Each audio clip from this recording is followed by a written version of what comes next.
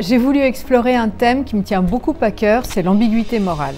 Et pour ça, j'ai plongé mon personnage principal dans une situation qui aboutit à un dilemme moral intense à la fin et qui s'est révélé au fur et à mesure de l'écriture, cette situation être un thriller aussi bien intime que politique. C'est le face-à-face tendu entre un opposant politique à un régime autoritaire dans son pays et sa geôlière qui est psychiatre et qui vient le rééduquer. Il est dans une cave, je ne sais pas combien de mètres carrés elle fera, mais dans la réalité ou dans la pièce, on pense que c'est juste quelques mètres carrés, avec quelques caméras et quelques projecteurs, parce qu'on a besoin bien entendu de le surveiller, parce qu'il fait un peu peur.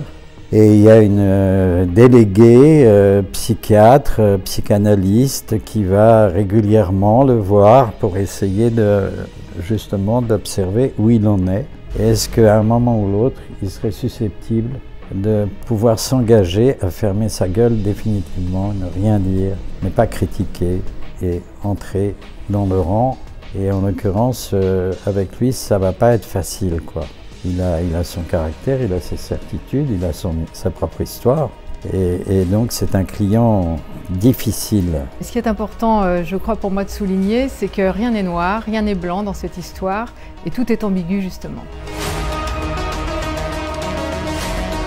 Et je suis tout à fait heureuse de pouvoir en parler et de dire que je suis très honorée que ce texte soit interprété par Nils Arestrup et Raphaël Bouchard.